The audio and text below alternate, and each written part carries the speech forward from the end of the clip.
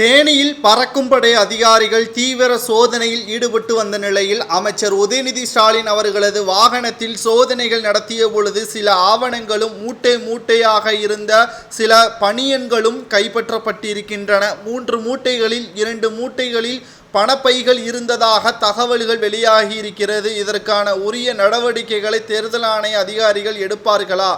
கடந்த 2019 மக்களவை தேர்தலில் 38 இடங்களில் தமிழகத்தில் திமுக ஆட்சியை கைப்பற்றியது.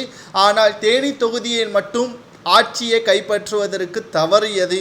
காரணம், அதிமுகவின் கோட்டையாக இருக்கின்ற தேனி தொகுதி தற்பொழுது அதே தொகுதியில் வெற்றியடைய வேண்டும் என்றால் அவர்களையே வேட்பாளராக நிறுத்த வேண்டும். அதாவது அதிமுகவில் இருந்து விலகி திமுகவில் இணைந்த தங்க தமிழ்ச்செல்வன் அவர்களை தற்பொழுது வேட்பாளராக அறிவித்திருக்கிறார் ஸ்டாலின் அவர்கள். இந்த நிலையில்தான் 2024 மக்களவை தேர்தலில் தமிழகத்தில் 39 தொகுதிகளிலும் வெற்றியடைய வேண்டும் என்பதற்காக தேனி தொகுதிகளில் தனது ஆதரவுகளை நிர்ணயம் செய்வதற்காகவும் பணப்பட்டுவாடாவில் ஈடுபட்டால்தான் கணிசமான ஓட்டு வித்தியாசத்தில் வெற்றியடைய முடியும் என்பதற்காக பணப்பட்டுவாடா செய்வதற்காக உதயநிதி ஸ்டாலின் அவர்களது காரில் பணம் இருந்ததா என்ற ஒரு கேள்வியும் தற்பொழுது எழுப்பப்படுகிறது. ஒட்டுமொத்தமாக திராவிட முன்னேற்ற கழகத்தினர்கள் தான் தற்பொழுது பணப்பட்டுவாடா செய்து வருவதாக தேர்தல் ஆணைய அதிகாரிகள் இன்று காலை ஒரு அறிவிப்பு ஒன்றை வெளியிட்டிருந்தார்கள். காரணம், உதயநிதி ஸ்டாலினாக இருக்கட்டும், திமுகவின் மூத்த அமைச்சராக இருக்கக்கூடிய துரைமுருகன் பண்ணை வீட்டில் கிட்டத்தட்ட 7.5 லட்சம் ரூபாய் கொள்முதல் செய்யப்பட்டிருக்கிறது. அவரது உறவினர்களின் வீட்டில் 4 கோடி ரூபாய் பறிமுதல் செய்யப்பட்டிருக்கிறது. இந்த நிலையில்தான் திமுகவினர்கள் பணத்தை கொடுத்து ஓட்டுக்களை பெற்றுவிடலாம் என்று மனக்கணக்கு போட்டு கொண்டிருக்கிறார்கள். கடந்த ஆட்சியில் இது சாத்தியமாக இருக்கலாம்.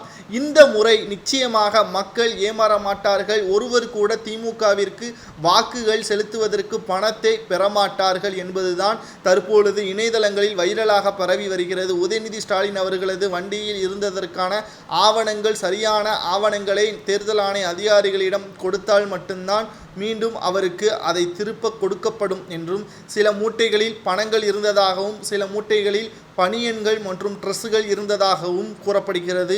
அதிகாரப்பூர்வமான அறிவிப்புகள் இன்று மாலை தேர்தல் ஆணைய அதிகாரிகள் கூறுவார்கள். கிட்டத்தட்ட இன்று வரைக்கும் 200 கோடி ரூபாய் தமிழகத்தில் பறிமுதல் செய்யப்பட்டிருக்கிறது. 125 கோடி ரொக்க பணமும் 75 கோடி மதுபானங்களும் கைப்பற்றப்பட்டிருப்பதாக தமிழக தேர்தல் ஆணைய அதிகாரிகள் கூறியிருக்கிறார்கள்.